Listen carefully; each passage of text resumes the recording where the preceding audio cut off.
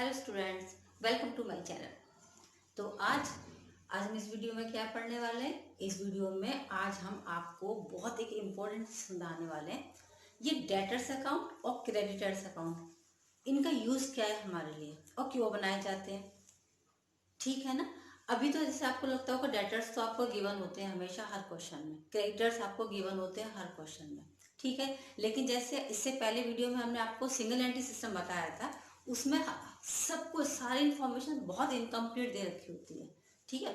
अगर हमने in case ये आ जाता है कि आपको सिंगल एंट्री से और डबल एंट्री में कन्वर्ट करना है, देन इनकम्प्लीट इंफॉर्मेशन से आपको फाइनलाइज इंफॉर्मेशन प्रिपेयर करनी है। क्या करेंगे आप?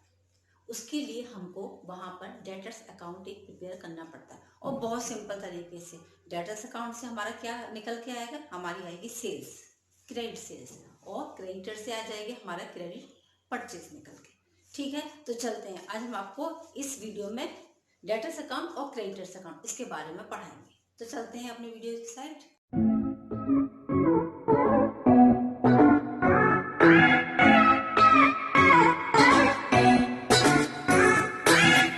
डेटर्स अकाउंट अपना स्टार्ट करते हैं। देखो, डेटर्स मतलब आप समझ रहे हैं ना कि आपने यहाँ पे इसका मतलब परचेज की है, ठीक है। पुरानी परचेज आपकी चली आ रही है, पुरानी परचेज चली आ रही है, तो एक तो भाई बैलेंस बनता है आपका, ठीक है। ये गिवन होगा, है ना, ये गिवन होगा। नहीं भी होगा तो हमने जो ये लिखा हुआ है इसके बियॉन्ड कुछ नहीं जाना होगा, यही होगा। अच्छा, और सुनो, बिल्स रिसीवेबल कोई भी डिसऑनर हो जाए, सही है, या फिर चेक कोई सी डिसऑनर हो जाए, वापस अब आपके पास आ रहा है, या फिर डिस्काउंटेड बिल्स रिसीवेबल थे वो डिसऑनर हो जाए, ठीक है। टोटल क्रेडिटर्स जितने भी हैं आपके वो सारे एंडोर्स बिल्स रिसीवेबल डिसऑनर, जितने क्रेडिटर्स को आपने बिल्स एंडोर्स, माने एंडोर्स मीन्स जानते हो ना, ट्रांसफर किए थे, वो सारे वो आ जाएगा, समझ गए। अच्छा, बाई में आ जाते हैं। बाई जितना आपने भाई सामान बेचा उसके बदले का कैश रिसीव हुआ, या बिल्स रिसीवेबल कोई बीआरए आपने एक्सेप्टेड किए, ये आपकी इनकम हो रही है सारी, ये क्रेडिट साइड है, ऑब्वियस बात है, और ये आपकी डेबिट साइड है, ठीक है। या फिर डिस्काउंट आपने दिया है, सॉरी, ये आपकी क्रेडिट साइड है, आपके एक्सपेंसेस हो रहे हैं, ठीक है, डिस्काउंट अलाउड किया है। या फिर सेल्स रिटर्न हो गई आपकी, आपका लॉस हो रहा है, ठीक है, बेडर्स हो गए, लॉस हो रहा है, या फिर जो ये आपका ओपनिंग है तो ये आपका क्या हो गया, ये आपका हो गया क्लोजिंग, समझ गए।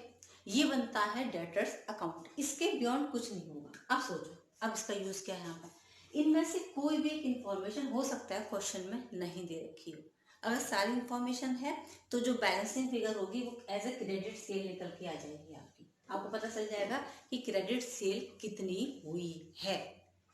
इसको पता लगाने के लिए डेटर्स अकाउंट बनाया जाता है क्रेडिट सेल के लिए। अगर क्वेश्चन में क्रेडिट सेल दे रखी है, इसका मतलब इनमें से कोई एक चीज मिसिंग होगी जरूर से। तो आप अगर ये दिमाग में आपके सेट है, समझ रहे हो कि ये तो आपकी हो गई इनकम सारी, ये क्या हो गई आपकी, ये सब आपकी हो गई इनकम, और ये हो गए आपके पेमेंट्स, ठीक है, समझ गए। ये आपके हो गए खर्चे, खर्चे एक्सपेंसेस लॉसेस आपके, ठीक। तो ये जो बैलेंसेस हैं, जिधर भी साइड आए उधर ही साइड का वो ही चीज आपकी मिसिंग होगी, समझ गए आप मेरी बात को। इतनी क्लियर है, इतनी बात। ये आपके ओपनिंग हो जाएंगे और ये आपके क्लोजिंग हो जाएंगे, ये बचेगा तो ये आपकी क्रेडिट सेल हो जाएगी। एक और चीज ध्यान देने वाली, प्रोविजन फॉर डाउटफुल डेट्स, या फिर हम जो डिस्काउंट देते हैं अपने डेटर्स को, ठीक है, या फिर हम इनको डिस्काउंट देते हैं, या फिर हम डिस्काउंट अलाउड कर देते हैं इनको, ये सब चीजें इसमें नहीं आती है कहीं भी, है ना। ये बेडर्स रिकवर हो रहे हैं, नहीं आएंगे, ठीक है। सिर्फ बेडर्स, सिर्फ बेडर्स आएंगे, प्रोविजन वो यहाँ का काम नहीं है, वो यहाँ नहीं आएगा, क्योंकि वो डेटर्स को इफेक्ट नहीं करता है, उसे डेटर्स पे क्या फर्क पड़ता है, समझ गए, है ना। ये होता है हमारा डेटर्स अकाउंट, किस लिए किया जाता है, सेल को पता लगाने के लिए, वो भी क्रेडिट सेल को पता लगाने के लिए। सेल अगर सेल दे रखी है तो सेल इज इक्वल टू, इसमें क्रेडिट भी होती है आपकी और इसमें कैश भी होता है, मतलब cash plus credit is equal to total sales, ठीक है। अब इनमें से कोई भी एक चीज मिसिंग है, हमारा क्रेडिट सेल दे दी है ना, और ये भी दे दी, तो आप इसको आराम से निकाल सकते हैं, कैलकुलेट कर लेंगे। ये दोनों दे दिया तो ये तो निकल ही आएगा, कोई टेंशन नहीं है। ये दोनों दे दिया तो ये भी आपका कैलकुलेट हो जाएगा। समझ गए? यहाँ पर कोई प्रॉब्लम नहीं होनी चाहिए आई थिंक। ठीक है, चलो ये तो हो गया आपका डेटर्स अकाउंट का, यहाँ पर काम कंप्लीट हो गया। अब हम बनाएंगे यहाँ पर क्या, अब हम बनाएंगे आपके लिए यहाँ पर क्रेडिटर्स अकाउंट। ठीक है, चलो क्रेडिटर्स अकाउंट के साइड चलते हैं। चलो क्रेडिटर्स अकाउंट बताएं। देखो क्रेडिटर्स अकाउंट किसके लिए हम निकालेंगे, परचेज पता लगाने के लिए। सिंपल सी चीज़ है, उसका बिल्कुल अपोजिट बनता है ये, है ना। तो इसका मतलब अगर हमारे दिमाग में डेटर्स अकाउंट सेट है तो क्रेडिटर्स अकाउंट अपने आप बन जाएगा। बिल्कुल अपोजिट, हम बाय बैलेंस से स्टार्ट करते हैं जो हमारे ओपनिंग दे रखे होंगे, right. Bills payables, BP dishonour हो गए हमारा, ये हमारी सारी एक्सपेंसेस साइड होंगी। देखो ये हमारी इनकम की साइड है, ठीक है। अच्छा, टोटल डेटर्स ये आ जाएंगे। जो एंडोर्स बिल्स रिसीवेबल डिसऑनर हो जाए, क्रेडिट परचेज आ जाएगी। अगर हमारी कोई भी बैलेंसिंग फिगर होगी तो वो आ जाएगी निकल के। ये टू कैश, कोई कैश रिसीव हो रहा है, डिस्काउंट रिसीव हो जाए हमको अपने क्रेडिटर से, कोई भी एंडोर्स बीआर आ जाए हमारे पास, बिल्स पेबल यानी कि जब बीपी कोई भी एक्सेप्टेड हो जाए, परचेज रिटर्न हो जाए हमारी। ठीक है, हम परचेज रिटर्न कर रहे हैं यहाँ से तो पैसे वापस आएंगे ना, ये बैलेंस आ जाएगा क्लोजिंग हमारा। ठीक है, तो इसका मतलब क्रेडिटर्स अकाउंट हम क्यों बनाते हैं, क्रेडिटर्स अकाउंट हम बनाते हैं क्रेडिट परचेज को निकालने के लिए में। ठीक है, फिर भी ये अकाउंट आप दिमाग में सेट करें, सारा फिगर जो दे रखा है क्वेश्चन में आप इसमें एज इट इज लिखें, और जो बैलेंस बचाता है इसका मतलब वही उन्होंने नहीं दिया है, जो मिसिंग हो, जो मिसिंग हो। अगर इनकेस उन्होंने ये दे रखा है तो हो सकता है वो टोटल डेटर्स को पता लगवा रहे हो सकता है परचेज रिटर्न का पता लगवा रहे हो सकता है बैलेंस क्लोजिंग जो बचा है हमारे क्रेडिटर्स का उसको देख रहे हैं।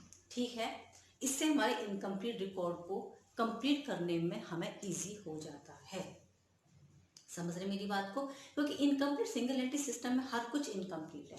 कैसे पता लगाएंगे आप क्रेडिटर्स कितने कितने डेटर्स हैं, तो आपको ये अकाउंट बनाने होंगे, है ना। इस अकाउंट के जरिए हम पता लगा लेते हैं परचेज कितनी हुई थी हमारी, क्योंकि कैश परचेज तो दिख रही है पर क्रेडिट परचेज तो नहीं पता चल रही। तो क्रेडिट परचेज पता लगाने के लिए हमको ये अकाउंट मेंटेन करना होगा।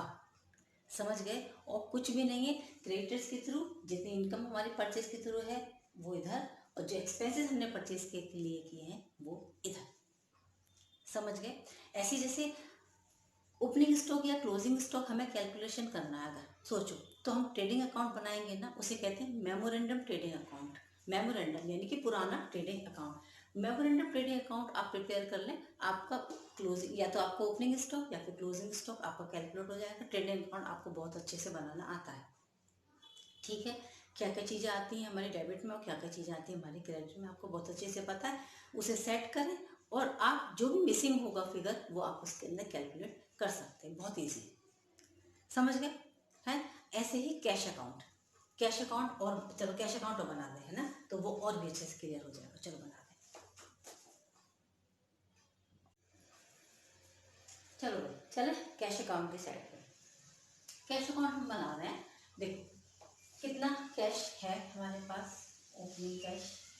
ठीक है, ये आ जाता है हमारे पास। कैश सेल कितनी हुई है, कैपिटल अगर कोई भी इंट्रोड्यूस हुई है थ्रू आउट द ईयर तो हमारी कैश बड़ी होगी ना, ऑब्वियस बात है। ये सब आपने लोगों ने कैश अकाउंट जो पढ़ाया था ना कैश बुक, उसमें पढ़ा हुआ है सब कुछ भी नया नहीं है, वही रिवाइज हो रहा है। कलेक्शन फ्रॉम डेटर्स, डेटर्स से हमारे पास रुपये आ जाए वो आ जाएगा, या फिर हमने कोई भी फिक्स एसेट्स को सेल कर दिया तो पैसे आ गए। मीन्स ये सारा हमारा इनकम की साइड होती है, यहाँ से हमारे पास पैसे रुपया आता है। ठीक है, ये जो साइड है यहाँ से हमारे पास से जाएगा सारा, ये हमारे एक्सपेंसेस होते हैं, राइट। जैसे क्लोजिंग कैश, ये तो बैलेंस शीट फिगर निकल आएगी, कैश परचेज हुआ है कोई, ठीक है, कोई चीज़ हमने खरीदी, चला गया ना हमारे पास रुपया। एक्सपेंसिव कोई भी सन्डे एक्सपेंसेस, ड्राइंग्स की हैं अगर हमने तो भी। पेमेंट टू क्रेडिटर्स, अब क्रेडिटर्स को हमने पेमेंट किया है, ठीक है ना। चलो क्रेडिटर्स को हमने पेमेंट कर दिया, या फिर बीपी डिस्चार्ज पे बिल्स पेबल डिस्चार्ज किए गए हैं, या फिर हमने किसी भी फिक्स एसेट्स को परचेज कर लिया है। समझ में आई? परचेज करेंगे ऑब्वियस बात है हमारे पास से कैश चला जाएगा। कैश बुक समझ आ गई? ये कैश होता है। अब इसी को हम समराइज मतलब इससे हम टोटल लगा लेंगे और इसमें जो भी चीज़ें मिसिंग होगी, जो भी क्वेश्चन में गिवन होगा इन्फॉर्मेशन के बेसिस पर हम उसे कैलकुलेट कर सकते हैं यहाँ पर। या फिर क्लोजिंग अगर कैश भी कैलकुलेट करना तो भी हमें ये कैश अकाउंट तो बनाना ही बनाना पड़ेगा, ठीक है, क्योंकि इनकम्प्लीट हमारे पास इन्फॉर्मेशन होगी यहाँ पर, क्योंकि हम सिंगल एंट्री की बात कर रहे हैं यहाँ। समझ गए? तो ये कैश अकाउंट पढ़ा हुआ है आपका सब कुछ, बस वो यहाँ पर आप लोग को वापस रिवाइज करना होता है। चलो आगे चलो। अब देखो BR यानी कि बिल्स रिसीवेबल अकाउंट, ये बिल्स रिसीवेबल है, आने वाला है पैसा हमारे पास, अभी आया नहीं है, ठीक। बैलेंस टोटल डेटर्स यानी कि BR रिसीवेबल, ये वो डेटर्स हैं जो हमको पैसा दे देंगे, ठीक है।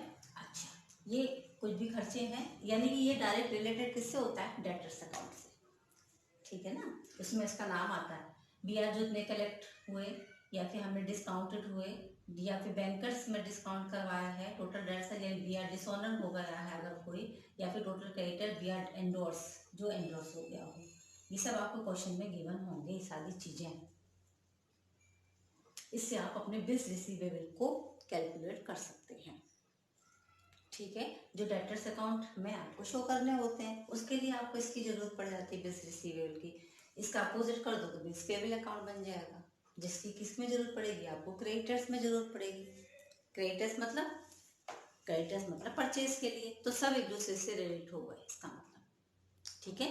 अब बिल्स पेबल्स अकाउंट में क्या करेंगे, बिल्स पेबल बाय बैलेंस से स्टार्ट हो जाएगा यानी कि टोटल क्रेडिटर्स टू कैश, अगर बीबी को डिस्चार्ज किया है, ठीक है। अगर एंडोर्स हो गया है बिल्स रिसीवेबल हमारा तो क्रेडिटर्स, ये भी डिसऑनर अगर हमने किया है तो, और फिर तो बैलेंस क्लोजिंग आ ही जाता है, कोई बात ही नहीं वैसे भी। एक अकाउंट समझ लें, उसका अपोजिट आप ये तैयार करें।